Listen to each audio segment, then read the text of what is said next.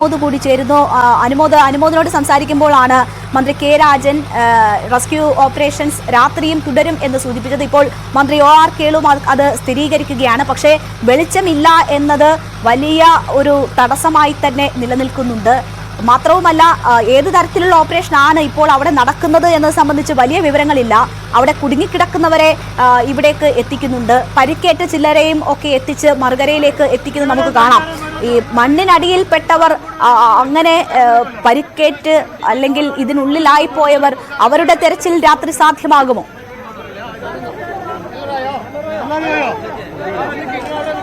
രേണുക, നിലവിൽ എവിടെയെങ്കിലും കുടുങ്ങിക്കിടക്കുന്നവർ, അതായത് അവർക്ക് അവിടെ സഹായം ആവശ്യമാണ് എന്ന് ആവശ്യപ്പെട്ടിട്ടുള്ളവർ, അതേപോലെ തന്നെ ഇവരിലേക്ക് എത്താൻ കൃത്യമായ വഴി അല്ലെങ്കിൽ സൗകര്യം ഉള്ള മേഖലകൾ, അതെല്ലാം കേന്ദ്രീകരിച്ചുകൊണ്ടാണ് ഇപ്പോൾ ഇവാക്യുവേഷൻ, അതായത് ഇവരെ രക്ഷാപ്രവർത്തനം ഇപ്പോൾ പുരോഗമിക്കുന്നത്. നമ്മളിപ്പോൾ കാണുന്നത് താൽക്കാലികമായി നിർമ്മിച്ച പാലത്തിലൂടെ ആളുകൾ പുറത്തേക്ക് വന്നുകൊണ്ടിരിക്കുന്നതിന്റെ ദൃശ്യങ്ങളാണ്. നേരത്തെ കണ്ടിരുന്നത് എയർ ലിഫ്റ്റിംഗ് നടത്തിയ ആളുകളെ ആശുപത്രിയിലേക്ക് കൊണ്ടുപോകുന്നതിന്റെ, അതായത് ഇപ്പോൾ ഗുരുതരാവസ്ഥയിലുള്ളവരെ, ശാരീരികമായിട്ട് ബുദ്ധിമുട്ടുള്ളവരെ നേരെ ആശുപത്രിയിലേക്ക് കൊണ്ടുപോകുന്നുണ്ട്. അല്ലാത്തവർക്ക് ക്യാമ്പിൽ അതിന് സൗകര്യങ്ങൾ ഒരുക്കിയിട്ടുണ്ട്. നിലവിൽ ഇപ്രകാരമാണ് ഇതിന്റെ ഒരു പ്രവർത്തനം, രക്ഷാപ്രവർത്തനം നടക്കുന്നത്. വലിയ വെളിച്ച സംവിധാനങ്ങൾ സാധ്യമായ ഇടത്ത് ഒരുക്കി ഹെലികോപ്റ്റർ ഇറങ്ങുവാനും അതേപോലെ തന്നെ താൽക്കാലിക പാലത്തിലൂടെ പുറത്തേക്ക് വരുവാനുള്ള സൗകര്യങ്ങളാണ് ഒരുക്കിയിട്ടുള്ളത്. നമുക്ക് ഈ മണ്ണിനടിയിലുള്ള തിരച്ചിൽ രാത്രിയിൽ അസാധ്യമാണെന്ന് ഈ ഘട്ടത്തിൽ പറയേണ്ടി വരും. കാരണം എവിടെയെല്ലാം തിരയണം എന്ന കാര്യത്തിൽ തന്നെ കൃത്യമായ ഒരു ധാരണ ഈ ഘട്ടത്തിൽ നൽകാൻ കഴിയുന്നതല്ല. കാരണം 15 കിലോമീറ്റർ ദൂരത്തിലാണ് ഈ മണ്ണിടിച്ചിൽ, ഈ ഒരു ഉരുൾപൊട്ടൽ ഉണ്ടായിട്ടുള്ളത്. നിൽക്കുന്ന ഇടത്ത് വലിയ രീതിയിലുള്ള തിരക്ക് അനുഭവപ്പെടുന്നുണ്ടല്ലോ. ഈ അവിടെ ഒറ്റപ്പെട്ടു പോയവരെ കരയിലേക്ക് എത്തിക്കുന്ന ഭാഗത്താണോ അനുമോദ് ഇപ്പോൾ ഉള്ളത്?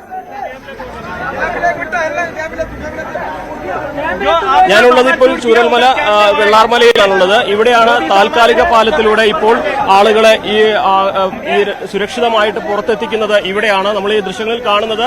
താൽക്കാലിക പാലം വഴി കഴിഞ്ഞ മുതൽ കുടുങ്ങിക്കിടന്ന് ഇവിടേക്ക് എത്താൻ കഴിയാതെ ആളുകൾ താൽക്കാലിക പാലം വഴി ഇപ്പോൾ പുറത്തെത്തുന്നതിന്റെ ദൃശ്യങ്ങളാണ് നമ്മൾ കാണുന്നത്. ഇവരെല്ലാം തന്നെ ക്യാമ്പുകളിലേക്ക് മാറ്റാനുള്ള നടപടികൾ സ്വീകരിച്ചിട്ടുണ്ട്. അതായത് ആളുകൾ സുരക്ഷിതരായിരിക്കുന്ന ആളുകളെ മറ്റ് അപകടങ്ങളില്ലാത്ത തരത്തിൽ അവരെ ക്യാമ്പുകളിലേക്ക് മാറ്റി അവരെ സുരക്ഷിതരാക്കുക എന്ന ലക്ഷ്യമാണ് ഫസ്റ്റ് പ്രയോറിറ്റി ആയിട്ട് സർക്കാരിന് മുൻപിലുള്ളത്. രക്ഷാപ്രവർത്തനത്തിന്റെ ആദ്യ ലക്ഷ്യവും അതുതന്നെയാണ്. കൂടുതൽ ജീവഹാനി വരാതിരിക്കുക, കൂടുതൽ. തീർച്ചയായും അനുമോദാണ് അവിടെ നിന്ന് വിവരങ്ങൾ നൽകുന്നത്. ഇത് ചൂരൽമലയ്ക്ക് പാലം കടന്ന് ആളുകൾ അവിടെ ക്യാമ്പുകളിലേക്കും മറ്റും പോകാനായി എത്തിയിരിക്കുന്ന ഭാഗത്തു നിന്നുള്ള ദൃശ്യങ്ങളാണ് അനുമോദ് കാണിച്ചത്. കൈക്കുഞ്ഞുങ്ങളുമായും മറ്റും ഒക്കെ ആളുകൾ അവിടേക്ക് എത്തുന്ന ദൃശ്യം, ജീവൻ കയ്യിൽ വെച്ചുകൊണ്ട് കഴിഞ്ഞുകൂടിയ മണിക്കൂറുകൾ, ആ ദുരന്തം നേരിട്ട് കണ്ടതിന്റെ നടുക്കമൊക്കെ അവരുടെ മുഖത്തുണ്ട്. കുഞ്ഞുങ്ങളുമായിട്ടൊക്കെ ആളുകൾ അവിടേക്ക് എത്തുകയാണ്. അവർക്ക് എങ്ങനെയെങ്കിലും ഒരു സുരക്ഷിതമായ ഒരു ഇടത്തേക്ക് എത്തിയാൽ മതി. അവിടെ അവരുടെ എല്ലാവിധ സമ്പാദ്യങ്ങളും ഉപേക്ഷിച്ച്, ആ നാട് തന്നെ ഉപേക്ഷിച്ച് അവർ പോവുകയാണ്. ഒരുപക്ഷെ അതിൽ ഉറ്റവരെയും ഉടയവരെയും ഒക്കെ നഷ്ടപ്പെട്ടവരും ഉണ്ടാകാം. എന്തായാലും തിരികെ കിട്ടിയ ജീവൻ മാത്രം അവിടെ നിന്ന് എടുത്ത് അവർ സുരക്ഷിതമായ ഇടങ്ങളിലേക്ക് നീങ്ങുന്ന കാഴ്ചയാണ് അവിടെ നിന്ന് അനുമോദ് പങ്കുവെച്ചത്. എന്തായാലും രക്ഷാപ്രവർത്തനം ഊർജിതമായി നടക്കുന്നു. ഒരു ഭാഗത്ത് പരിക്കേറ്റവരെ മറുകരയിലേക്ക് എത്തിക്കുന്നത് നമുക്ക് കാണാം, റോപ്പ് വഴി എത്തിക്കുന്നു. മറ്റൊരു ഭാഗത്ത് താൽക്കാലിക പാലം നിർമ്മിച്ച് ആളുകളെ എത്തിക്കുന്ന കാഴ്ചകളാണ്. അനുമോദ് തുടരാം, കേൾക്കാമെങ്കിൽ തുടരാം.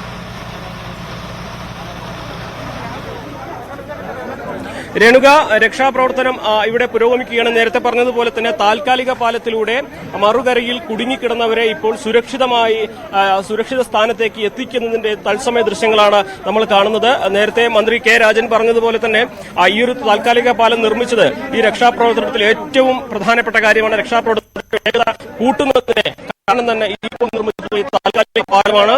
100-ലധികം പേരാണ്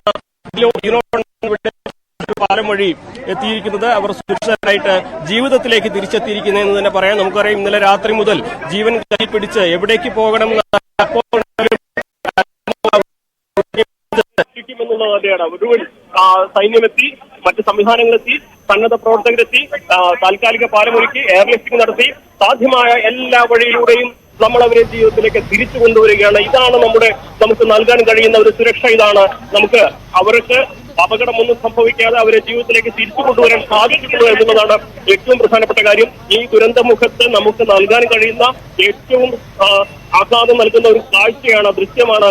ഇത്രയും പേർ ജീവിതത്തിലേക്ക് സുരക്ഷിതരായിട്ട് തിരിച്ചെത്തുന്നതിന്റെ ഈ ഒരു കാഴ്ച എല്ലാവരുടെയും മുഖത്ത് അതിന്റെ ഒരു പേടിയുണ്ട്, ആദിയുണ്ട്, അതിന്റെ രക്ഷപ്പെട്ടതിന്റെ ആശ്വാസമുണ്ട്. അതുകൊണ്ട് തന്നെ ജീവിതത്തിലേക്കുള്ള ഒരു രണ്ടാം വരവാണ് എന്ന് അവരുടെ മുഖം തന്നെ പറയുന്നു.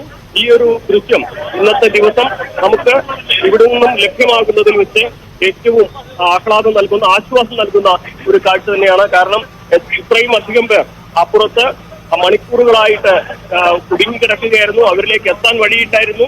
പുഴ ഗതിമാറി ഒഴുകി കുത്തിയൊഴുകുന്ന വെള്ളം, എപ്പോൾ വേണമെങ്കിലും വന്നു മൂടുന്ന കോടമഞ്ഞ്, രക്ഷാപ്രവർത്തനം ഒരു തരത്തിലും സാധ്യമല്ലാത്ത രീതിയിലുള്ള സാഹചര്യങ്ങൾ, കാലാവസ്ഥ ഒക്കെ പ്രതികൂലമായിരുന്നു. പക്ഷേ സൈന്യവും മറ്റ് സന്നദ്ധ സംഘടനകളും സന്നദ്ധ പ്രവർത്തകരും എല്ലാം തന്നെ ഒരു കൈയായി ഇവിടെ താൽക്കാലിക പാലം നിർമ്മിച്ചു.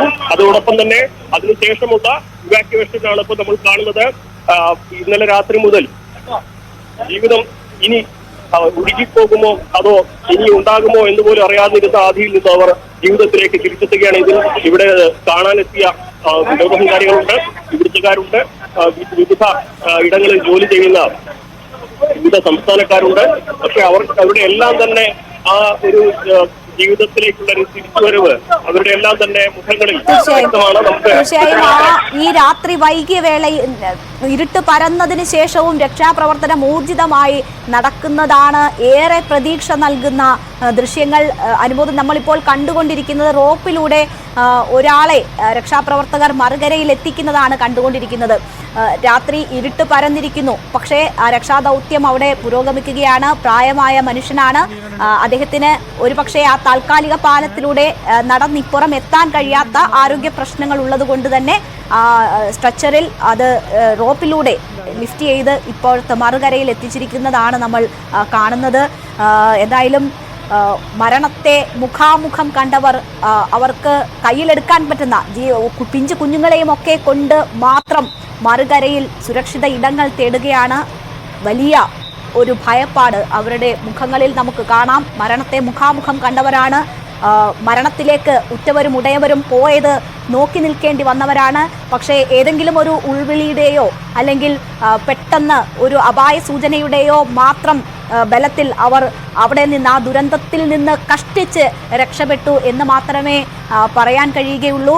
ഉറക്കത്തിലേക്ക് പോയ പലരും എന്താണ് അവർക്ക് സംഭവിച്ചത്, എങ്ങനെയാണ് അവർ ഈ ഭൂമിയിൽ നിന്ന് ഇല്ലാതായത് എന്നത് പോലും മനസ്സിലാക്കാനുള്ള സമയം അവർക്ക് ലഭിക്കാതെ ഒപ്പമുണ്ടായിരുന്ന കുറേ അധികം പേർ നമ്മളെ വിട്ടുപോയിരിക്കുന്നു എന്ന ഏറ്റവും ദുഃഖകരമായ വാർത്തയാണ് ഇന്ന് രാവിലെ മുതൽ നമ്മൾ കണ്ടുകൊണ്ടിരിക്കുന്നത്. എന്തായാലും ബാക്കിയുള്ളവരെ, അവശേഷിക്കുന്നവരെ ജീവിതത്തിലേക്ക് തിരികെ കൊണ്ടുവരിക എന്നതാണ് നമുക്ക് ചെയ്യാനുള്ളത്.